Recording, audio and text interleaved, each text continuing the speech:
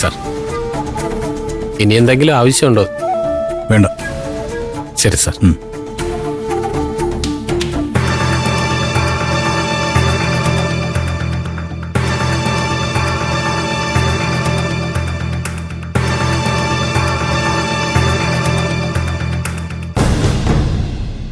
നീ ഇതെവിടെ പോയതായിരുന്നു മോനെ?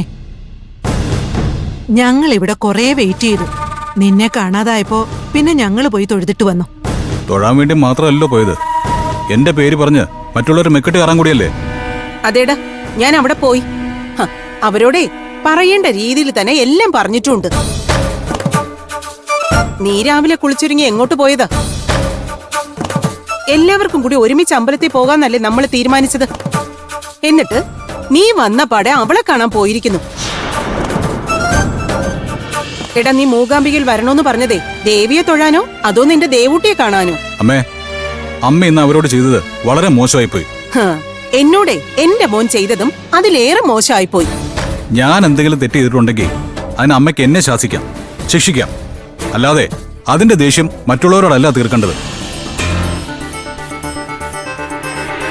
അമ്മ എന്നോട് ചോദിച്ചല്ലോ, മൂകാംബിക ദേവിയെ തൊഴാനാണോ വന്നതെന്ന്. ആ ചോദ്യം അമ്മയോട് ഞാൻ തിരിച്ചു ചോദിക്കട്ടെ. അമ്മ വന്നതും അതിനുവേണ്ടി തന്നെയാണോ, അതോ മനസ്സിൽ മറ്റു ചില ലക്ഷ്യങ്ങൾ വെച്ചാണോ? എന്താടാ, നീ എന്നെ ചോദ്യം ചെയ്യാണോ? മനസ്സിലെ മറ്റു ചില ലക്ഷ്യങ്ങളുമായി വന്നത് ആരാണെന്ന് ഇപ്പൊ എനിക്ക് നന്നായി മനസ്സിലായി.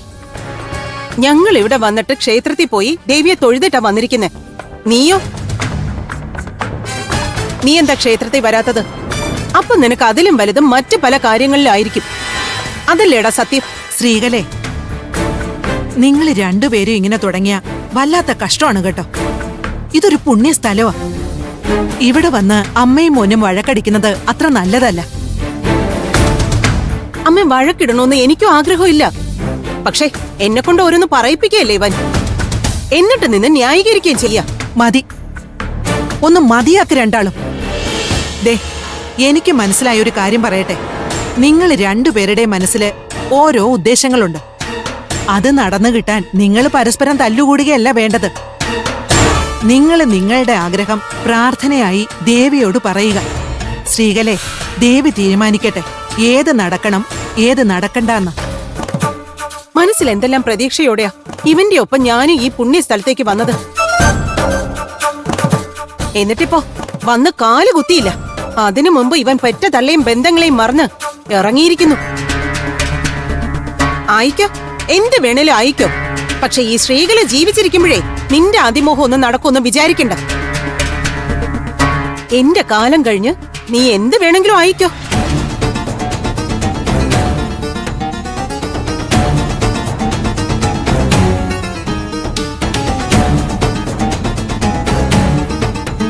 മോനെ, നീ ഇനി ഓരോന്ന് പറഞ്ഞ് അവളെ വാശി പിടിപ്പിക്കാൻ നിക്കല്ലേ.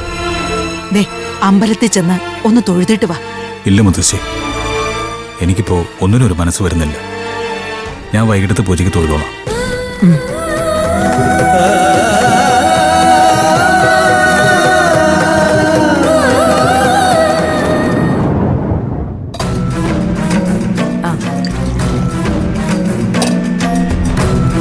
നിങ്ങളെ കണ്ടില്ലല്ലോ എന്ന് ഞാൻ ഇപ്പൊ അങ്ങ് ആലോചിച്ചേ ഉള്ളൂ. ആ പയ്യനും ഫാമിലിയൊക്കെ എത്തിയോ? നിങ്ങൾ എന്തിനാ എന്നെ ഇങ്ങനെ നോക്കുന്നേ? ഞാൻ ആ സന്ദീപിന്റെ കാര്യ ചോദിച്ചേ. അവരെത്തി. എന്നിട്ട് എന്തായി? അവര് നിങ്ങളെ വന്ന് കണ്ടോ?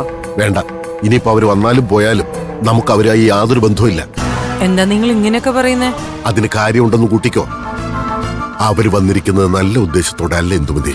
അയാളുടെ അമ്മ എന്നെ എന്റെ മോളെയും മനഃപൂർവ്വം അവഹേളിക്കാൻ തന്നെയാ വന്നിരിക്കുന്നത്. എന്താ എന്താ ഉണ്ടായേ? അതേക്കുറിച്ച് കൂടുതലൊന്നും പറയാനില്ല. അവരും നമ്മളുമായിട്ടുള്ള ബന്ധം പണ്ടേ ഉപേക്ഷിച്ചതാ. എന്നിട്ടും നമ്മൾ ഒരു ശത്രുതയും കാണിക്കാതെയാ അയാൾ വിളിച്ചപ്പോ കാര്യങ്ങൾ പറഞ്ഞത്.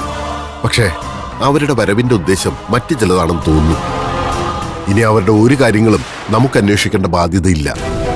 അല്ല, നിങ്ങൾ അവിടെ നടന്ന കാര്യങ്ങൾ എന്താന്ന് വെച്ചാൽ തെളിച്ചു പറ. തെളിക്കാനും തെളിയിക്കാനും ഒന്നുമില്ല. ഞാൻ പറഞ്ഞല്ലോ, അവരുടെ വരവിന്റെ ഉദ്ദേശം മറ്റെന്തൊക്കെയാ. ദേവൂട്ടി എന്ന് ആ പയ്യന്റെ അമ്മ ഒരുപാട് വേദനിപ്പിക്കുകയും അപമാനിക്കുകയൊക്കെ ചെയ്തു. അങ്ങനെയുള്ളവരോട് നമുക്ക് കൂറും കടപ്പാടും ഒന്നും കാണിക്കേണ്ട ആവശ്യമില്ലല്ലോ. അല്ല, ആ സ്ത്രീ ദേവൂട്ടിയോട് മോശമായിട്ട് പെരുമാറണമെങ്കിൽ ഇപ്പോഴും ദേവൂട്ടിയും സന്ദീപും തമ്മില് അങ്ങനെ ഒരു ബന്ധം ഉണ്ടെന്നാണോ അവര് വിചാരിച്ചിരിക്കുന്നത്? അവർക്ക് എന്ത് വേണമെങ്കിലും വിചാരിക്കാലോ. പക്ഷെ അതെല്ലാം എന്റെ മോളുടെ കുറ്റം കൊണ്ടാണെന്ന് അവര് സ്ഥാപിക്കാൻ ശ്രമിക്കുന്നത് എന്തിനാണെന്നാ എനിക്ക് മനസ്സിലാവാത്തെ. അതുകൊണ്ടാണ് ഞാൻ പറഞ്ഞത്, നമുക്കിനി അവരുമായിട്ട് യാതൊരു ബന്ധവും ഇല്ല. അപ്പൊ കാര്യങ്ങളുടെ പോക്ക് അങ്ങനെയാണല്ലേ? എന്തായാലും ദേവൂട്ടി ആള് കൊള്ളാലോ. മിണ്ടാനോ പറയാനോ നേരെ ചൊവ്വേ നടക്കാനോ ആവൂല. എങ്കിലും പുളിങ്കൊമ്പ് തന്നെ കേറി പിടിച്ചത്. ആ, എത്രയൊക്കെ ആയാലും ആ കോടീശ്വരം പയ്യനെ കൊണ്ട് അവളെ കല്യാണം കഴിപ്പിക്കാൻ അവര് സമ്മതിക്കോ? അതിപ്പോ ഞാനായാലും വേണ്ടെന്നല്ലേ പറയൂ. അയാളെ പോലെ ഒരു പയ്യനെ പ്രേമിക്കാനും സ്നേഹിക്കാനും സ്വന്തമാക്കാനും നിങ്ങളുടെ മോക്ക് എന്തർഹതയാ ഉള്ളേ? ഇന്ദുമതി, നീ ഒന്ന് നടക്കുന്നുണ്ടോ? ആകെപ്പാടെ ഭ്രാന്ത് പിടിച്ചിരിക്കാൻ ഞാൻ. അതിന്റെ കൂടി ഇമ്മാതിരി വർത്താനം പറഞ്ഞ് എന്റെ അടുത്ത് വന്നാലുണ്ടല്ലോ. ഓ, അതുള്ള അങ്ങാടി തോറ്റേന് അമ്മയോടെ മോളെ കോടീശ്വരനെ കൊണ്ട് കല്യാണം കഴിപ്പിക്കാന്നുള്ള സ്വപ്നം കണ്ട് നടന്നിട്ട് പൊളിഞ്ഞപ്പോ ഇപ്പൊ എന്റെ നേർക്കായി. എന്തായാലും അവരിവിടെ കുറച്ചു ദിവസം ഉണ്ടാവുമെങ്കിലേ ഒന്ന് കലക്കി തെളിക്കണം. അതുകൊണ്ട് നമുക്ക് എന്തെങ്കിലും നേട്ടം ഉണ്ടാവുമെങ്കിലും ഉണ്ടാവട്ടെ.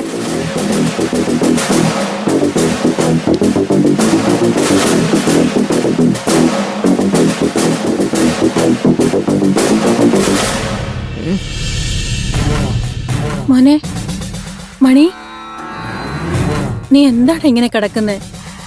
എന്തു പറ്റി നിനക്ക്? പൊള്ളുന്ന പനിയുണ്ടല്ലോ ഈശ്വര. ഡോക്ടർ,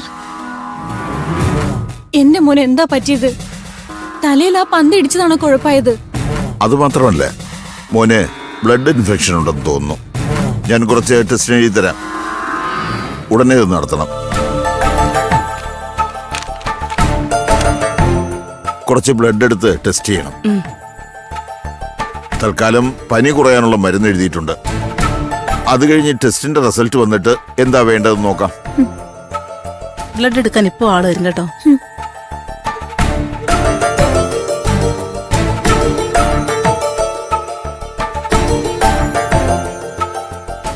മോനെ മണി, നിനക്ക് എന്താ പറ്റിയത്?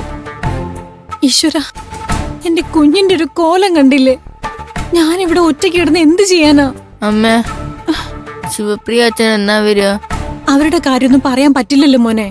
കൊച്ചിന്റെ ദീനം മുടിപ്പിക്കാൻ നിൽക്കുകയല്ലേ അവിടെ.